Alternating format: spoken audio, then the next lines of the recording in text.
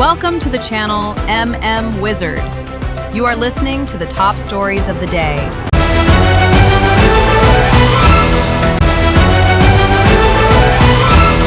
Manipur gi irangda India government yawi makoi gi lilani Kashmir thugai bukumna Manipur thugai na ba India government na silakani MP bimol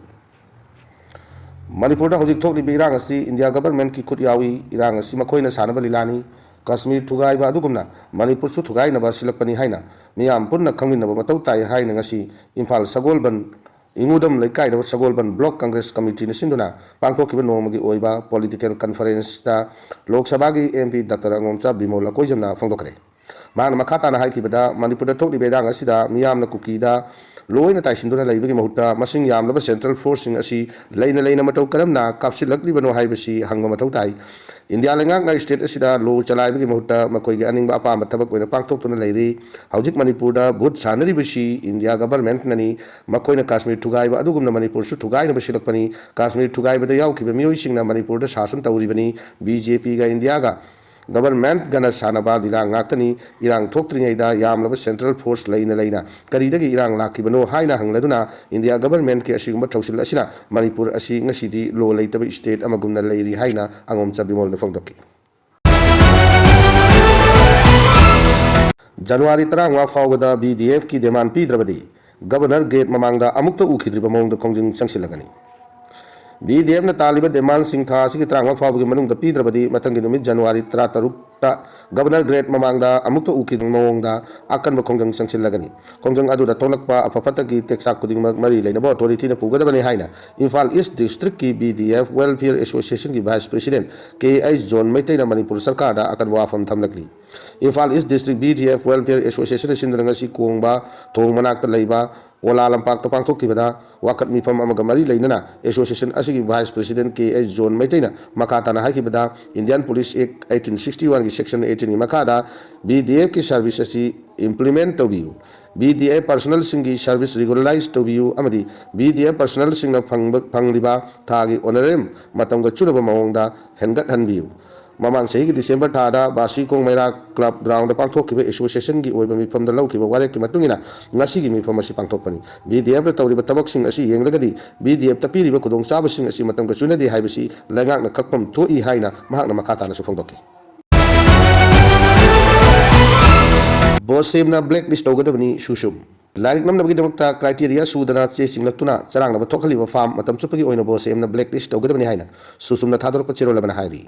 Cherola Cinema Katana Haribana, Bosing Tender Committee na Ayaba Piduna, Lagliba, Chalibuchahi, Lishing and Kotaruki, Larik Nam Nabamadi, Answer script Kichi, 70 GHM seat, Amazon 80 GHM seat, Chinganaba Farm Amada Ayaba Piki, Masing Matungina Farm Amana Suchi, Chingbahuki, Adu Matutarapada, Tender do the Yafum Tokpa, Pangpam Toi Haina, Kanjaba, Farm Karana, Kota Case Laki, Amazon Pharmacy, Che, Bosem Low Sindana, how you power lady. Asuna, Chi Chingbagi. Charang na ba thok pa horakibani maraki oina bosem na chi chingba ga ya piduna singhanki anuba pham aduna chinglak li chi asi machine dependent oibeta natana bosem na piriba criteria sudaba aduna maram oiraga ngasi gi pibam asi yorakibani bosem apabolotion ama ohanningi apab textbook ama senggat na bahona bada manungi machak phan ba habisi tangai phadebasung che gi quality phan ba habisi thoina hai rudragasu tawfam tok laba kakningai oidraba ama kakni haina mahak na makata na phongtoki China na masagi oiba mongda Venezuela dagi tau leibe yararoi US market kakta dagi leibe yagani Trump China na makata na Venezuela dagi tau leibe yararoi makoi na leige hairabasu United States ki market kakta dagi leige dabani haina Venezuela ki director Nicolas Maduro phajan khaba United States ki president Donald Trump na kankre White House to thau amasung gas ki executive singi mi pam pangtok lagna President Trump na China ga mari leina wafam si phangdok kibani China na makata na masagi oiba mawngda Venezuela dagi thau leibe yararoi makoi na leige hairabasu US da approve tawba channel singi kuthang da leige dabani haina Trump na haiki China na makoi na pama mawngda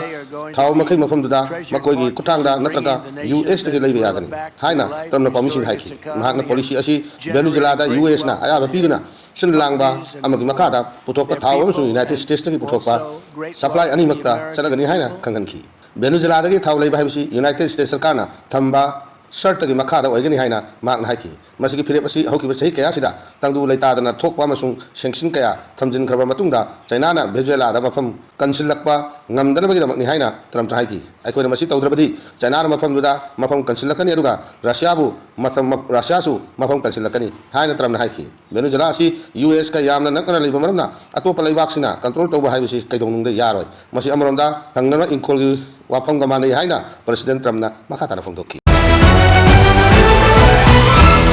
President Trump na Greenland lawsinaba honabada Greenland ki party leaders singna reject tawkhre. United States ki President Donald Trump na Greenland lawsinaba kana honarakpada Greenland ki party leaders singna reject tawradana Greenland ki tungi wafam sidi masagi miyamna lepchagadabani haina fongdokre.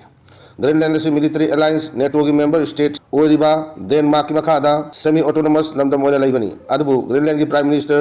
Jens Frederik Nelson amasung atopa party leader marina thadorakiba warolamada ꯑꯩꯈꯣꯏ American ꯑꯣꯏꯅꯤꯡꯗꯦ ꯑꯗꯨꯒ Denmark ꯃꯆꯥꯁꯨ ꯑꯣꯏꯅꯤꯡꯗꯦ ꯑꯩꯈꯣꯏ Greenland ꯁꯔꯠ ꯑꯣꯏꯅ ꯑꯗꯨꯃꯛ ꯂꯩꯕ ꯄꯥꯝꯃꯤ ꯍꯥꯏꯅ ꯐꯣꯡꯗꯣꯛꯈꯤ. Now Greenland is covered with Russian and Chinese ships all over the place. We need Greenland from the standpoint of national security, and Denmark is not going to be able to do it, I can tell you. Greenland asi United States na lawsil hawdaba tarabadi Russia natraga China na lawsin khigani aduga aikhoina makoige yumnonaba oina laiminaba pamde haina Trump na haiki Arabi mong asida tawsi haiba yadrabadi aikhoina aruba mong da tarakani haina Trump na amuk hanna na koina na military threat tawki White House nasu Greenland lawsin nabagi damakta military force sijinaba yauna tongan tongan pa pambekya khanari haina mahana makatara pongdoki Denmark ki Prime Minister Mette Frederiksen nasu US na Greenland lawki batarabadi maduda network tupchin ba haibadu oigani haina warning tawki Greenland lasi prithvi da khwaidagi chawba ithatni maming Greenland haina tholabachu masi unna kupalamdamni 2 weeks. What do you need from Delcy Rodriguez? Total access. We need total access. Defense asi Denmark na pibani US na NATO ki member state amadagi Greenland munba matamda network ati members sing na karamba pakum pirakadoribano haibisi mek sengdri President Trump na China Russia ki wapam pallabachu Greenland lawsinnaba hotnaribasi rare arts lawtoknabagi damakni haina chena thajari You have to do something with Mexico. Mexico has to get their act together because they're pouring through Mexico, and we're going to have to do something. Killing people like they have in the past, I think they're going to get hit very hard by the United States. Russian